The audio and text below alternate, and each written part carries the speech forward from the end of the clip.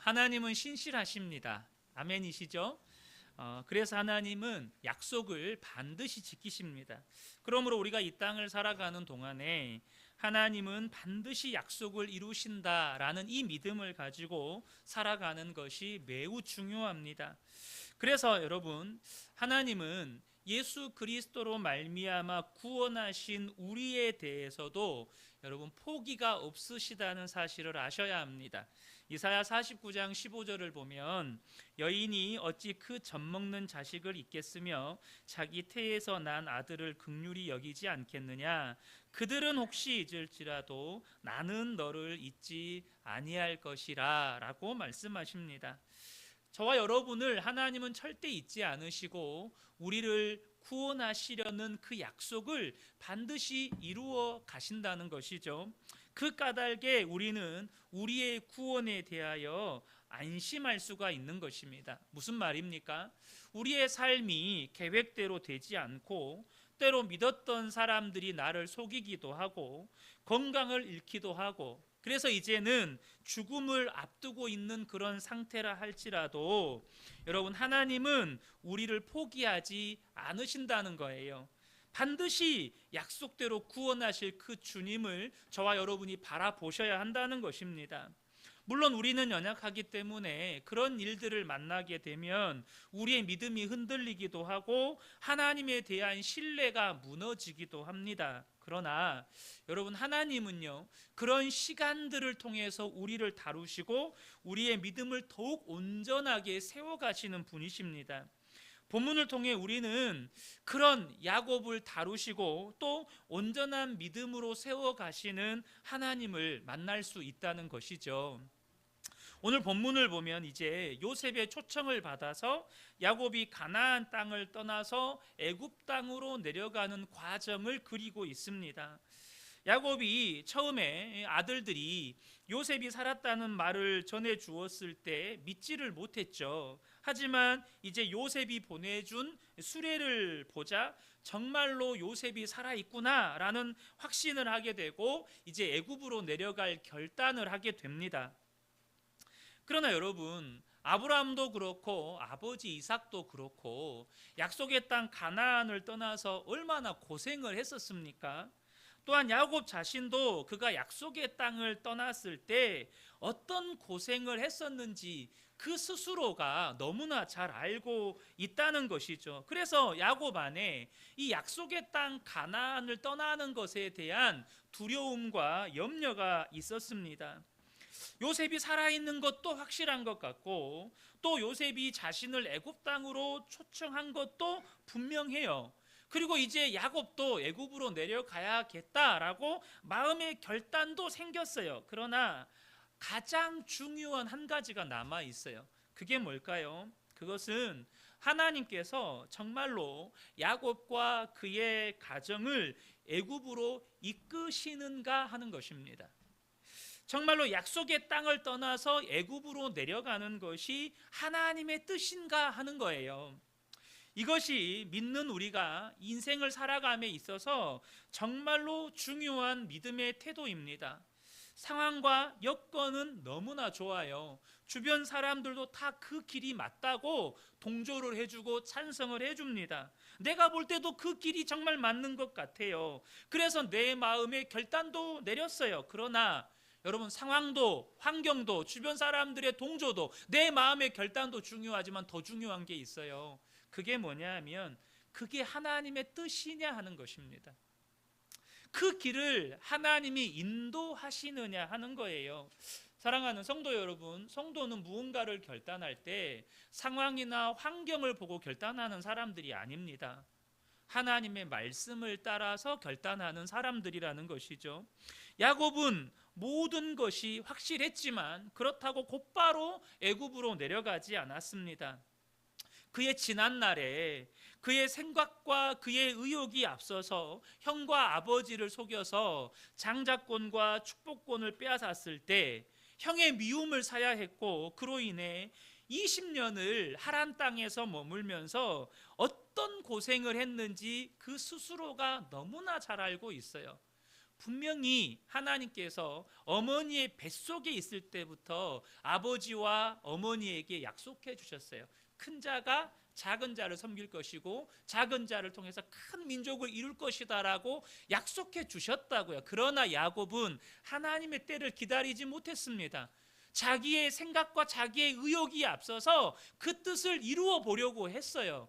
그랬을 때 그가 겪었던 인생의 고난을 그는 너무나도 잘 알고 있다는 것입니다. 그래서 야곱이 한 일이 무엇입니까?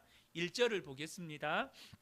이스라엘이 모든 소유를 이끌고 떠나 브엘세바에 이르러 그의 아버지 이삭의 하나님께 희생 제사를 드리니.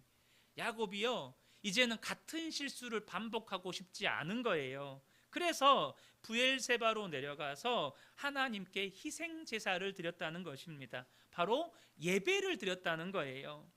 야곱은 가기로 결정을 내렸어요. 그러나 그것이 하나님의 뜻인지 혹은 하나님의 이끄심인지 확인을 받고 싶었다는 것입니다.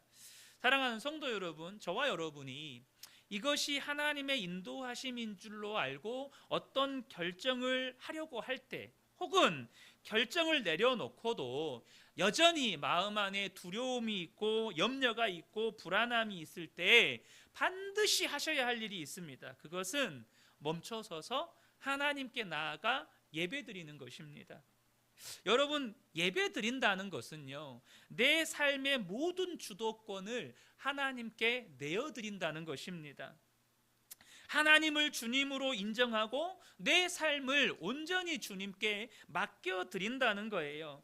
그렇게 하나님 앞에 나아가 내 마음을 다해 힘을 다해 정성을 다해 하나님께 예배 드릴 때, 우리 계속 나누겠지만 하나님의 음성이 들리게 되고 하나님의 마음을 느끼게 되고, 또 그렇게 될 때 하나님을 신뢰하게 되고 하나님의 인도하심을 받게 된다는 것입니다. 우리의 실수는요, 내 열정이 앞서서 그냥 내 열정대로 해버린다는 거예요. 내 열정, 내 생각이 앞서서 그냥 먼저 행동하고 본다는 거예요.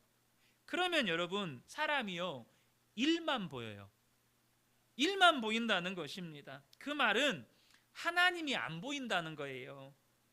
그러면 여러분 어떻게 되죠? 하나님도 내 편이 되어야 되는 거예요. 무슨 말이냐면 하나님이 내 기도를 들어주셔야 되고, 하나님이 나를 도와주셔서 내 계획을 이루어 주셔야 되고, 내 꿈을 이루어 주셔야 되는 거예요. 여러분, 그건 하나님이 주님이 아니고 하나님이 종인 거예요. 저는 우리 성도님들이 이 땅에서 하나님의 자녀로 살아갈 때 예배가 삶의 중심이 되시기를 축복합니다. 결코 여러분, 예배를 놓치지 마십시오. 성도의 삶에 예배보다 중요한 것은 없습니다. 예배는 하나님과의 친밀한 관계 속으로 들어가는 것이고, 하나님께 내 삶의 모든 주도권을 내어드리는 것이고, 하나님께 내 삶 전부를 맡겨드리는 거예요. 그렇게 하나님의 임재 속으로 들어가 예배할 때 여러분, 우리가 진정으로 하나님의 인도하심을 경험하게 되는 것입니다. 참된 예배는 우리를 부르신 삶의 자리에서 우리로 하여금 믿음으로 살아갈 힘을 얻도록 만들어준다는 거예요. 저는 이 예배가 여러분의 남은 일주일을 살아갈 수 있도록 힘을 공급받는 시간 되시기를 축복합니다. 믿음이 회복되는 시간 되시기를 축복합니다. 그날 밤 야곱이 하나님께 예배를 드릴 때 하나님께서 나타나셔서 야곱을 부르십니다. 2절을 보면 그 밤에 하나님이 이상 중에 이스라엘에게 나타나 이르시되 야곱아 야곱아 하시는지라. 야곱 이르되 내가 여기 있나이다 하매. 그런데 오늘 여러분 2절을 보면요, 하나님께서 이스라엘에게 나타나셨다라고 기록하면서 그 이스라엘을 이스라엘이라고 부르지 않고 야곱이라고 부르셨다고 기록하셨습니다. 보세요 여러분, 이스라엘에게 나타나셨는데 부르실 때는 이스라엘아라고 부르지 않고 야곱아라고 부르고 계시다는 거예요. 이것은 하나님께서 야곱의 믿음의 상태를 아시고 그렇게 부르신 것입니다. 분명히 야곱은 하나님과 이 약복강가에서 씨름하면서 하나님으로부터 너를 이후로부터는 야곱이라 부르지 않고 이스라엘이라고 부르겠다라고 약속의 말씀을 받았어요. 그래서 야곱 안에는 엄청난 하나님을 향한 믿음과 기대와 소망이 있었다고요. 그런데 지금은 그 믿음 상태가 아니라는 거예요. 분명히 하나님께서 놀라운 약속의 말씀, 축복의 말씀을 주셨는데 현실을 보면 아들 요셉은 죽어버렸고 다른 아들들은 정말로 상상도 하기 힘든 사고를 치고 다니고 품에 끼고 있던 베냐민은 애굽에 내려가서 죽었는지 살아있는지도 잘 모르겠고 이제는 무언가를 새롭게 시도하기에는 자기의 몸은 너무 늙어버렸고 정말 자식들이 갖다주는 음식으로 남은 삶을 연명해야 하는 그런 보잘것없는 노인네에 불과하거든요. 그런 신앙의 좌절과 체념 가운데 있는 야곱을 아시고 야곱아 부르시는 거예요. 여기서 중요한 것은요, 야곱이 그런 신앙의 좌절과 체념 가운데 있었지만 하나님 앞에 예배 드릴 때 그런 야곱에게 하나님이 찾아오셨다는 것입니다. 사랑하는 성도 여러분, 우리가 하나님 앞에 예배 드릴 때 저와 여러분이 어떤 신앙의 좌절과 또 체념이 있다 할지라도 정말로 마음을 들여서 하나님께 예배한다면 하나님이 저와 여러분을 찾아오시는 줄로 믿으시기 바랍니다. 오늘 이 예배를 통해서 찾아오시는 그 주님을 만나게 되시기를 축복합니다. 더 중요한 것은 그런 수없이 많은 약속과 축복을 주셨음에도 불구하고 삶의 그런 문제 때문에 믿음 잃고 좌절하고 체념해 있는 그 야곱을 책망하지 않으시고 다시 일으켜 세우시기 위해서 그 이름을 부르셨다는 거예요. 사랑하는 성도 여러분, 오늘도 저와 여러분의 이름을 부르시는 그 하나님을 만나게 되시기를 축복합니다. 여러분 안에 좌절이 있을 수 있고 체념이 있을 수 있어요. 주님이 그걸 책망하지 않으시고 이 시간 주님 앞에 나와 주님을 찾는 한 사람 한 사람의 이름을 우리 주님이 기억하시고 불러주신다는 것입니다. 신약에서도 이와 유사한 장면이 있어요. 그것은 예수님을 부인하고 신앙의 좌절과 낙심 가운데 있었던 베드로가 갈릴리 호숫가에서 부활하신 예수님을 만났던 장면입니다. 그때도 예수님이 베드로를 부르시는데 어떻게 부르시냐면 요한복음 21장 15절을 보면 그들이 조반 먹은 후에 예수께서 시몬 베드로에게 이르시되 요한의 아들 시몬아 내가 이 사람들보다 나를 더 사랑하느냐 하시니 이 요한복음 21장에서 예수님이 베드로를 부르시는 이 장면도 오늘 본문에 하나님께서 야곱을 부르시는 장면과 똑같은 구조로 되어 있습니다. 분명히 예수님은 베드로에게 너는 요한의 아들 시몬이니 장차 게바라 하리라 라고 말씀해 주셨어요. 야복강가의 야곱에게 너를 야곱이라 하지 않고 이스라엘이라 하리라고 말씀하신 것처럼 너를 낙엽이라고 부르지 않고 이제는 반석이라고 할 것이다 라고 그렇게 해주셨다고요. 그런데 지금 베드로가 어떤 상태입니까? 예수님을 부인해서 그가 그 스스로도 자신이 용납이 안 되는 거예요.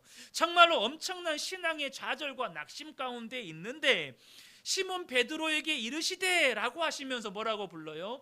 요한의 아들 시몬아 라고 부르신다는 거예요. 무슨 말이죠? 예수님이 지금 베드로가 어떠한 신앙의 영적 좌절과 낙심 가운데 있는지를 너무나도 잘 알고 계시다는 거예요. 그런데 그거를 예수님이 책망하지를 않으세요. 어째 나를 부인했느냐, 어떻게 그럴 수 있느냐라고 하시지 않고 그 이름을 부르신다는 거예요.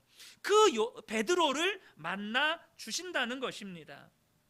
근데 여러분, 이렇게 주님이 부르실 때, 주님이 만나 주실 때 중요한 믿음의 태도가 있습니다.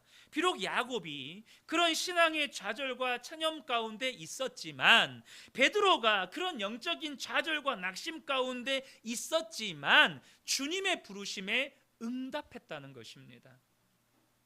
여러분, 야곱은 하나님이 야곱을 부르실 때 뭐라고 응답하죠? 내가 여기 있나이다. 내가 여기 있나이다. 베드로는 뭐라고 응답합니까? 주님, 그렇습니다. 내가 주님을 사랑하는 줄 주님이 아십니다 라고 응답했다는 거예요. 이것이 너무나도 중요한 신앙의 태도입니다. 바로 하나님의 부르심에 응답하라는 거예요. 이사야 6장 8절을 보면 내가 또 주의 목소리를 들으니 주께서 이르시되 내가 누구를 보내며 누가 우리를 위하여 갈고 하시니 그때에 내가 이르되 내가 여기 있나이다. 나를 보내소서. 주님의 부르심에 응답해야 한다는 것입니다. 여러분, 많은 성도들이, 아니 예수를 믿는다고 하는 모든 성도들이 주님이 나의 기도에 응답해 주시기를 원합니다. 여러분, 그렇죠? 하나님이 여러분의 기도에 응답해 주기를 원하시지 않습니까? 그런데 반대로 하나님의 부르심에는 너무나도 많은 성도들이 응답하기를 주저하고 부담스러워한다는 거예요. 하나님은 그렇게 내 기도에 응답해 주기를 원하면서 하나님의 부르심에는 힘들 것 같으니까, 내가 감당하기 어려울 것 같으니까, 부담스러우니까, 하기 싫으니까 묵묵부답으로, 혹은 하나님 나중에 여유가 생기면요, 하나님 내가 이번 일만큼은 다 처리하고 시간 나면, 돈의 여유가 생기면 그때 가서 하면 안 될까요? 이런 경우가 많다는 겁니다. 여러분, 세상 거래도 그렇게는 안 해요. 세상 거래도 그렇게는 안 한다니까요. 우리가 부동산 계약을 하거나 뭐 거래하잖아요. 내가 기부를 하면 테이크가 있어요. 세상 거래도 그렇게 안 하는데 우리는 하나님만 내 기도에 응답해 주시고, 나는 하나님이 그렇게 부르시는데도 응답할 생각을 못 한다는 거죠. 힘들다고, 부담스럽다고, 어렵다고, 못할 것 같다고. 사랑하는 성도 여러분, 하나님만 내 기도에 응답해 달라고 떼쓰지 마십시오.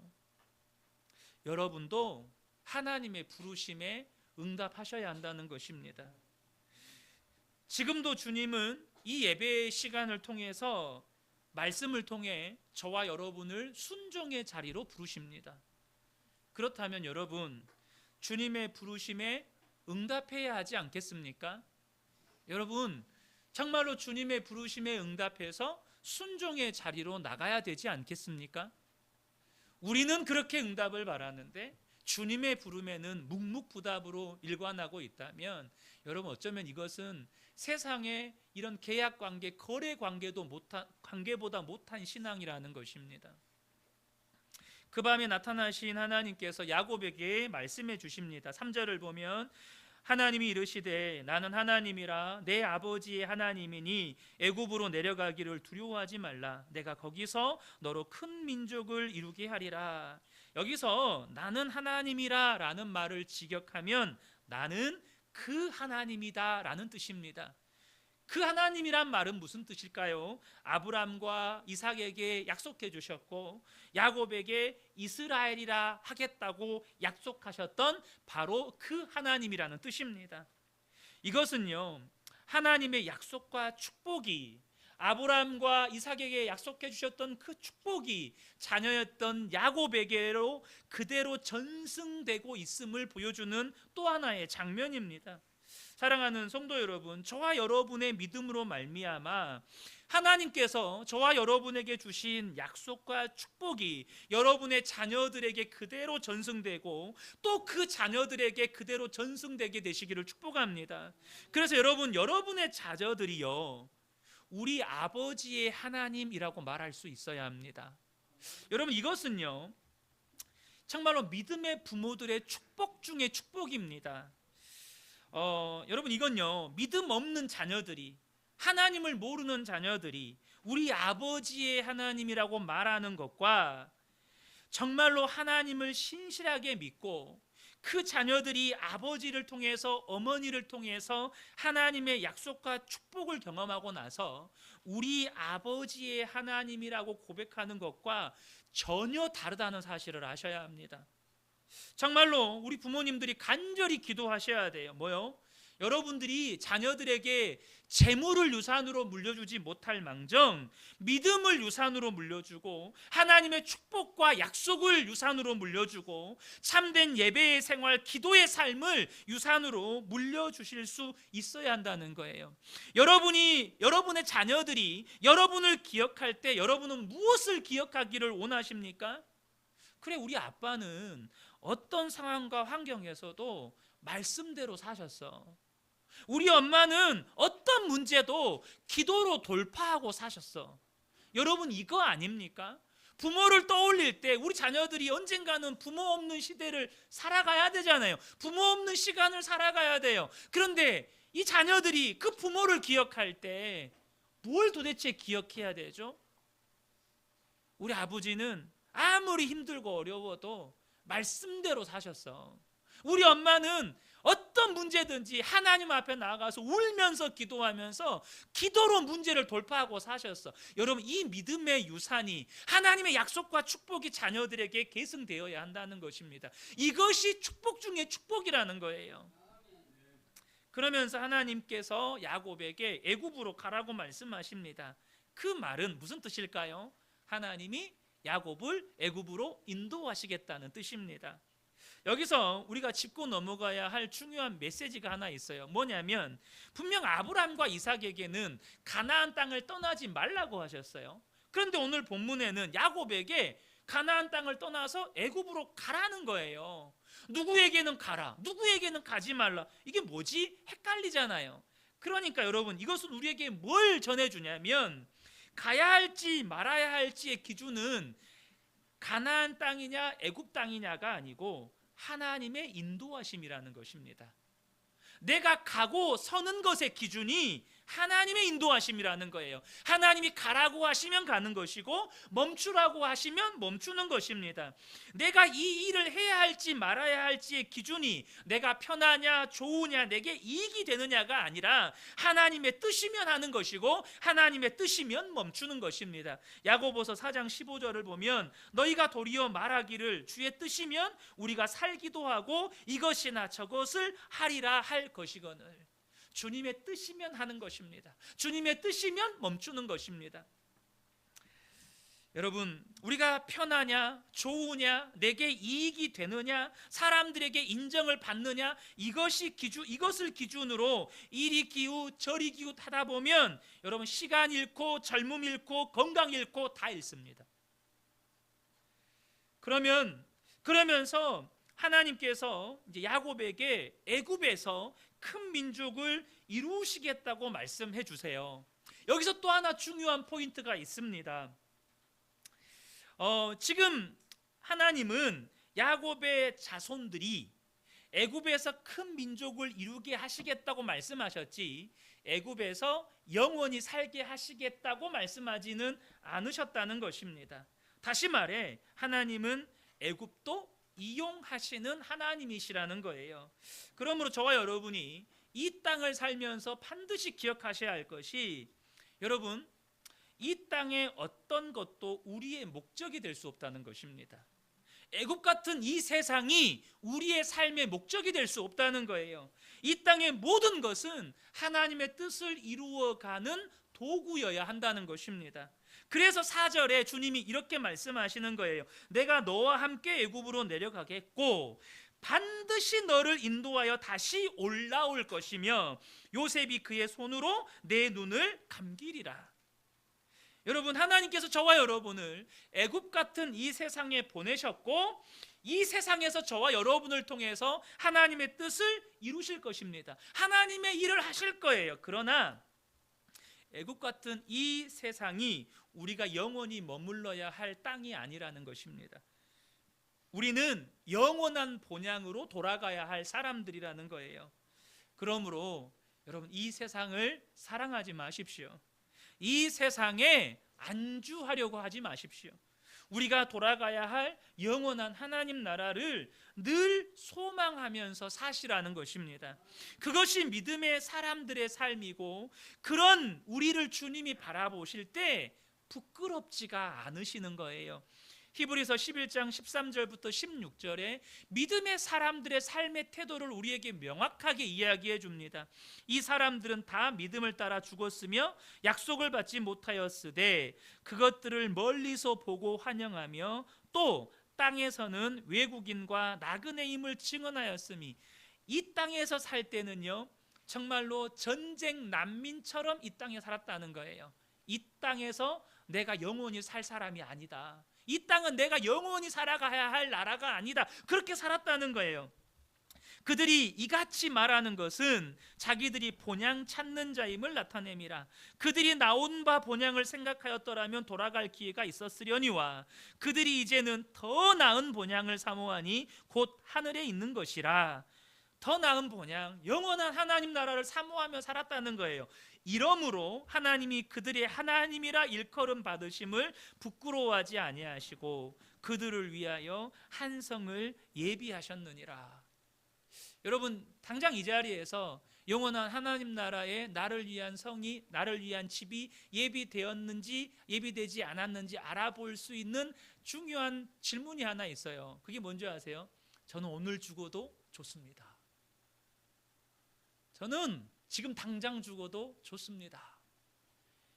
여러분, 이거 하나가 명확한 사람은요 하나님이 여러분을 위해서 놀라운 성을 예비해 놓으신 분들이세요.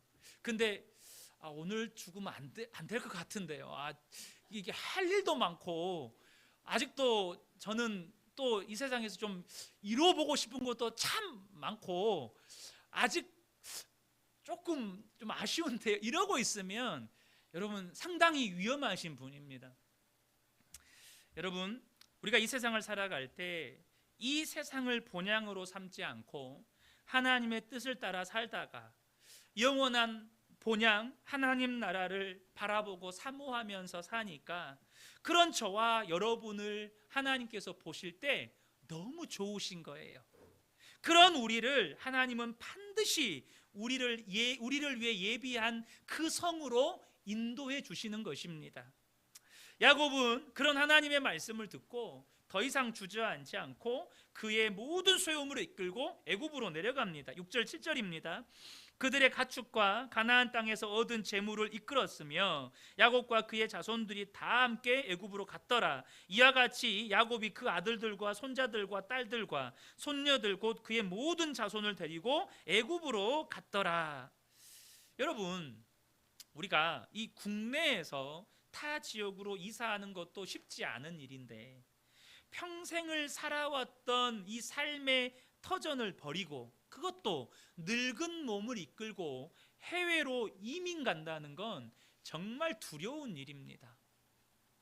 그런데 야곱이요 그렇게 신앙의 좌절과 체념 가운데 있었고 무엇보다 가나안 땅을 떠나는 것에 대한 두려움과 염려 가운데 있었는데 어떻게 이 모든 식솔들을 이끌고 이제는 더 이상 주저하지 않고 두려워하지 않고 이 가나안 땅을 떠나서 애굽 땅으로 그냥 이렇게 내려갈 수 있었느냐 하는 거예요. 그 이유는 브엘세바에서 예배 가운데 나타나신 하나님의 말씀을 들은 야곱 안에 모든 신앙의 좌절과 체념이 떠나가고 다시 믿음이 회복되고 꿈이 회복되었기 때문입니다. 특별히 야곱이요 이 브엘세바에서 하나님께 드렸던 예배를 통해서 깨닫게 된 은혜가 있습니다. 그것은 뭐냐면 자신은 그렇게 삶의 굴곡을 겪었고 또 좌절과 낙심 가운데 있었지만 하나님은 그런 자신을 책망하시거나 포기하지 않으셨다는 거예요. 나아가서 하나님의 약속과 축복은 변함이 없었다는 사실입니다. 그리고 하나님은 그 하나님의 약속과 축복을 이루시기 위해서 하나님의 섭리와 경륜 속에서 자신의 남은 삶도 인도해 주시고 보호해 주실 것이라는 것이 분명하게 믿어진 거예요. 사랑하는 성도 여러분, 이 은혜가 저와 여러분 안에 오늘 이 예배를 통해서 경험하게 되시기를 축복합니다.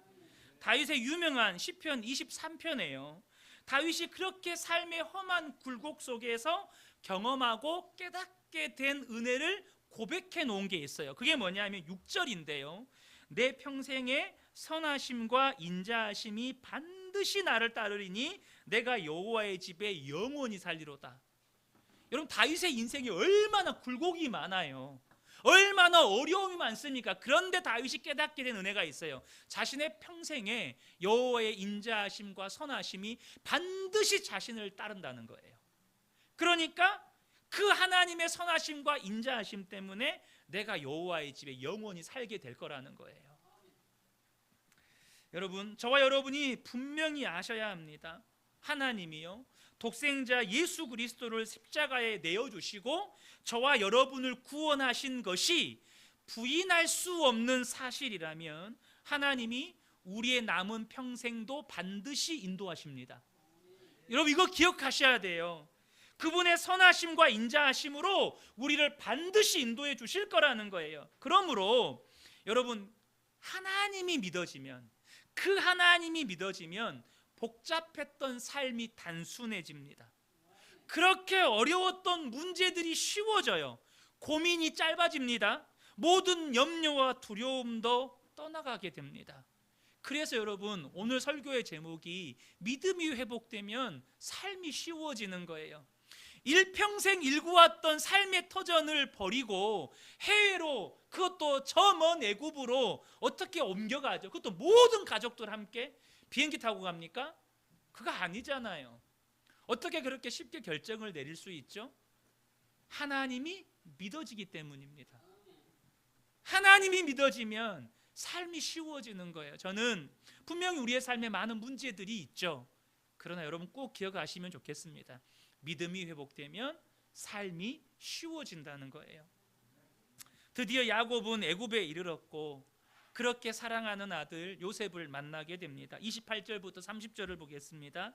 야곱이 유다를 요셉에게 미리 보내어 자기를 고센으로 인도하게 하고 다 고센 땅에 이르니 요셉이 그의 수레를 갖추고 고센으로 올라가서 그의 아버지 이스라엘을 맞으며 그에게 보이고 그의 목을 어긋맞춰 안고 얼마 동안 울매 이스라엘이 요셉에게 이르되 내가 지금까지 살아있고 내가 내 얼굴을 보았으니 지금 죽어도 족하도다. 이게 야곱의 고백입니다. 자신은 신앙의 좌절과 체념 가운데 22년을 살고 있었고, 그래서 이제 더 이상 하나님께서 내 삶에 어떤 축복을 주시고 그 하나님이 그 하셨던 약속을 내 삶에 이루실 거라는 그런 기대와 소망이 전혀 없었는데, 애굽에 내려와 보니까 자신이 꿈에도 생각하지 못했던 그 애굽 땅에서 하나님은 신실하게 야곱에게 주셨던 약속을 이루고 계셨다는 사실을 직접 목격하게 된 거예요. 그런 은혜의 감격과 기쁨 속에서 아마도 야곱이 이런 고백을 하지 않았을까 생각이 들어요. 이 시편 말씀이 생각이 났습니다. 시편 8편 4절인데요. 사람이 무엇이기에 주께서 그를 생각하시며 인자가 무엇이기에 주께서 그를 돌보시나이까. 자기는 22년 동안 실망하고 좌절하고 막 그러고 있었잖아요. 그런데 하나님은 내가 어떤 믿음을 가지고 뭐 상관없이 자신이 하셨던 그 약속을 야곱을 위해서 그렇게 이루고 계셨던 거예요. 그러니까 하나님, 도대체 내가 누구이기에, 내가 도대체 뭐라고 내게 이런 영광스러운 날을 주십니까? 내게 어떻게 이리도 은혜를 베풀어 주십니까? 그래서 야곱이 하는 고백이 뭐예요? 지금 죽어도 족하도다. 내가 지금 죽어도 족하도다.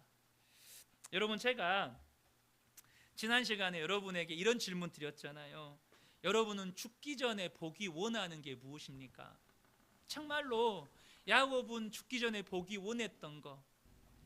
근데 저는 여러분 이 시간에 또 다른 질문을 하나 드리고 싶어요. 어떤 질문이냐면, 여러분은 지금 죽어도 족하냐 하는 거예요. 여러분 지금 죽어도 괜찮겠습니까? 여러분 지금 죽어도 좋으십니까?